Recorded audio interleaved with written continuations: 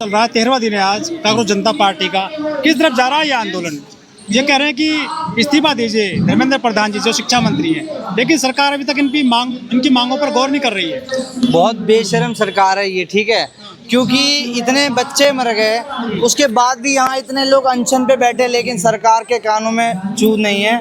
और यहाँ पे हज़ारों लोग रोज आके अपनी बात रख रहे हैं और धर्मेंद्र प्रधान का इस्तीफा मांग रहा है, लेकिन मैं कह रहा हूँ इतना बेशर्म आज तक नहीं देखा मैंने सरकार को। हाँ, देखिए, कह रहे मजबूत सरकार है, विश्वगुरु है, अमृत काल चल रहा है छात्रों के लिए भी।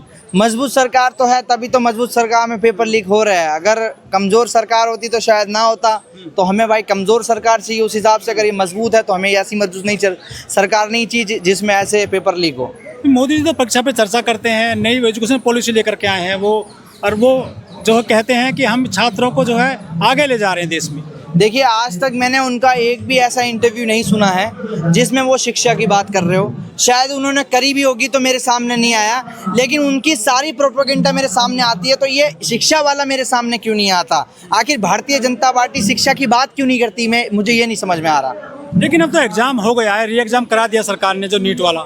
देखिए, बच्चों की जिंदगी थोड़ी ना वापस आ जाएगी, बात तो यहाँ जिंदगियों की है ना। एग्जाम तो चलो आप 10 बार रिटर्न करवा लोगे, लेकिन जो बच्चे मरे हैं उसकी जिम्मेदारी कौन लेगा?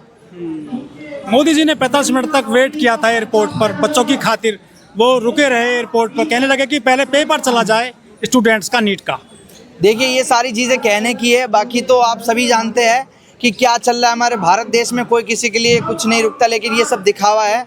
ऑलमोस्ट वो बोलते ना कि जब मोदी जी आते हैं वहाँ एम्बुलेंस आती, वही वाली बात हो जाती है यहाँ पे भी सेम।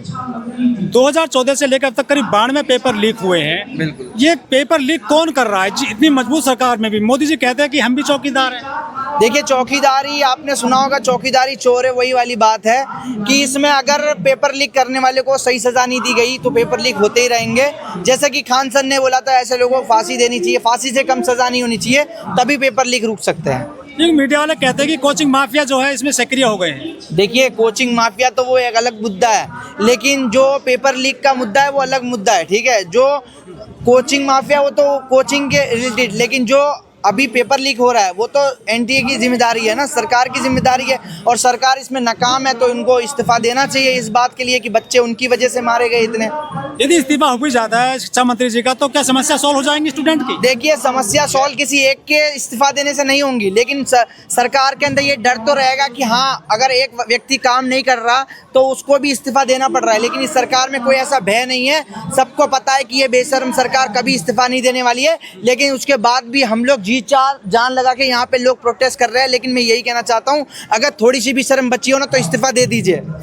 लेकिन ये सरकार तो खुद ये युवाओं को साथ लेकर चल रही है। जो युवा हैं खुद सरकार के साथ में, 65 करोड़ की आबादी है देश में युवाओं की। देखिए, मुझे तो सरकार के साथ युवा जाता नहीं नजर आता दिख रहा। अगर दिख रहा होता तो ये पेपर लीक होता ही नहीं, पहली बात तो, ठीक है। यहाँ पे पेपर लीक की बात है तो मैं इतना ही कहना चाहता हूँ कि अगर पेपर लीक हुआ है तो धर्मेंद्र प्रधान को रिजाइन देना चाहिए, इसीलिए क्योंकि 22 बच्चों की मौत हुई है। उन्होंने दोबारा री एग्जाम दिया, क्या 22 बच्चों की जिंदगी वापस आ जाएगी? नहीं आएगी। इसके वजह से उनको रिजाइन देना चाहिए, बस मेरा तो यही मानना है। लेकिन यदि कुछ लोग कह रहे हैं कि इस्तीफा दे देंगे तो फिर बहुत सारे मंत्री भी लग रहे हैं, उन पर भी आरोप लगा देंगे फिर आप। नहीं हो तो धीरे धीरे, अगर देखो, एक इस्तीफा इसलिए नहीं हो रहा है क्योंकि उसके बाद में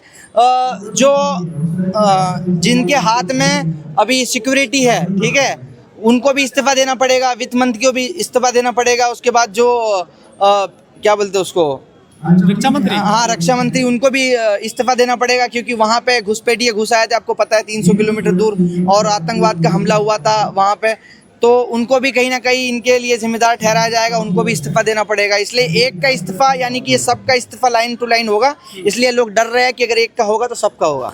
लेकिन रक्षा मंत्री जी तो बोले थे, राजनाथ जी, कि भाजपा में इस्तीफा देने की परिपाटी नहीं है, वो पिछली बार बोले थे। देखिए, अगर जिस पार्टी में इस्तीफा देने की परिपाटी नहीं होगी उसमें कुछ नहीं हो सकता, कोई बदलाव नहीं हो सकता।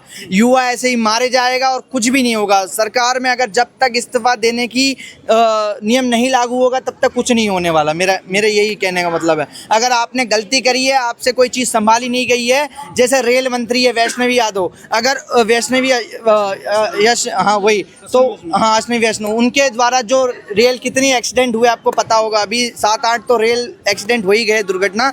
तो उनको भी मतलब इस्तीफा देना चाहिए, लेकिन अब अभी तो हम लोग धर्मेंद्र प्रधान जी का इस्तीफा चाहते हैं, लेकिन धीरे धीरे जो जो घटना हुई है उस पर भी हम लोग आवाज़ उठाएंगे। जो आरोपी बनाए उन पर कार्रवाई कर रही है सरकार, जिन्होंने पेपर लीक कराए हैं या जो उनने पेपर लीक किए हैं, जो आरोपी बनाए गए हैं? देखिए, कार्रवाई हम ऐसी चाहते हैं जिसमें फांसी से कम सजा ना हो। अगर फांसी से कम सजा होगी तो उसके बाद में पेपर लीक हमेशा होते रहेंगे और ऐसे ही बच्चों की जिंदगी के साथ खिलवाड़ होते रहेगा। तो ये छात्र पूरे देश के हैं या फिर दिल्ली के ही हैं, क्या लग रहा है? क्या सभी छात्र आ जाएंगे यहाँ पर, है ऐसा मुमकिन? देखिए, सभी छात्र शायद ना आ पाए, लेकिन सभी छात्र इसमें मेहनत जरूर कर रहे हैं। जैसे मैं हूँ एक सोशल मीडिया इन्फ्लुएंसर हूँ, मैं आवाज़ उठाता हूँ समाज के लिए। जैसे मैंने अगर इस मुद्दे पे वीडियो डाली तो जो शिक्षक या जो स्टूडेंट हमारे इस प्रोटेस्ट में नहीं शामिल हो सकता, वो इस वीडियो को शेयर करता है और शेयर करके वो जिम्मेदारी निभाता है। वो यहाँ आने जितना ही होगा, अगर वो 10 लोगों में भी शेयर करता है तो वही होगा जितना कि वो यहाँ आके काम करता है। लेकिन ये मुद्दे हैं क्या? एजुकेशन, हेल्थ, सेफ्टी, महिला सिक्योरिटी, जब चुनाव आता है जब तो दूसरे मुद्दे पे वोट होता है युवाओं के द्वारा। देखिए, मैं इतना ही कहना चाहता हूँ, जब तक आप एजुकेशन पे वोट दें, जब तक आप किसी और चीज़ पे वोट देंगे तब तक ऐसी चीज़ें होती रहेंगी। हमें एजुकेशन पे वोट देना है, हमें अपने फैमिली की हेल्थ पे, हमें अच्छा इंफ्रास्ट्रक्चर पे देना है। उसके बाद में ये सारी चीज़ें बदलाव आएगा, नहीं तो नहीं आएगा। तो क्या लग रहा है इस भविष्य, इस पूरे आंदोलन का? बस यही कहना चाहता हूँ कि अगर कॉकरोचेस जितने भी हमारे हैं वो अगर हिम्मत नहीं हारेंगे तो इस्तीफा हम लोग लेके रहेंगे, चाहे फिर इसके लिए कितने ही महीने क्यों हमें यहाँ ना बैठना पड़े। लेकिन यहाँ तो हिट लेकर आ जाते हैं बहुत सारे लोग कॉकरोचों को कुचलने के लिए। देखिए, हीट लेके आने वाले हीट लेके आ सकते हैं। देखिए, भारत में हर एक इंसान स्वतंत्र है।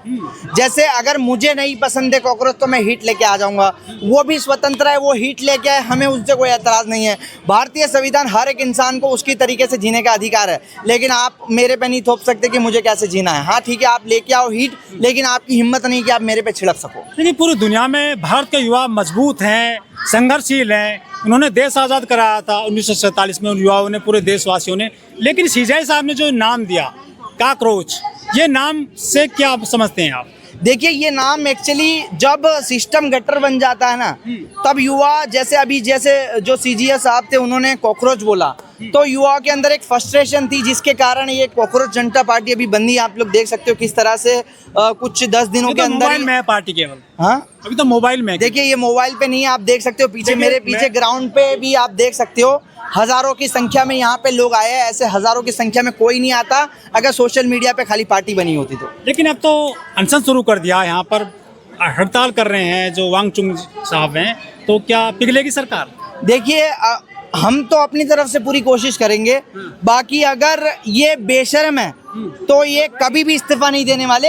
लेकिन मैं यही कहना चाहता हूँ, शर्म से डूब के मर जाना चाहिए ऐसे जो धर्मेंद्र प्रधान जी है उनको, क्योंकि 22 बच्चों की जान चली गई, आप सोच सकते हो। और जो लोग, देखो, मैं इस मुद्दे पे बिल्कुल हिंदू मुस्लिम नहीं करना चाहता, लेकिन जो हमेशा हिंदू मुस्लिम करते हैं उनको यहाँ आना चाहिए। और जितने भी बजरंग दल, आरएसएस वाले, उनको सबको आना चाहिए, क्योंकि मरने वाले हिंदू बच्चे थे, कोई मुसलमान बच्चे नहीं थे। आप लोग ज़रा सोचिए कि इन बच्चों को मतलब दुख ही नहीं उनके माँ बाप का, बताइए। मतलब सरकार को डिफेंड करने में हमेशा लगे रहते हैं, लेकिन ये नहीं देखते कि मारे गए सारे बच्चे हिंदू थे। कुछ हमलावर भी आते हैं रात में, यहाँ पर हमला कर देते हैं। कई जो आंदोलनकारी उनको निशाने पर ले लिया था। देखिए, हमला करने में तो देखो, मैं एक ही चीज़ कहना चाहता हूँ, मैं खुल के बोलता हूँ, मेरे को किसी चीज़ का डर नहीं है। अगर मुकदमे कल होते हैं तो मुकदमे आज हो जाए, ठीक है। अगर पुलिस का इनको विरोधी आ जाते हैं रात में, विरोधी। देखिए, पुलिस का अगर इनको संरक्षण नहीं होता, ठीक है, तो ये ऐसा बिल्कुल भी नहीं कर पाते। जैसे कि हमारे कालू भाई थे, जिन्होंने एक वीडियो डाली थी कि मैं यहाँ पे आ चुका हूँ, तो उनको तुरंत पुलिस वाले गिरफ्तार करके ले गए।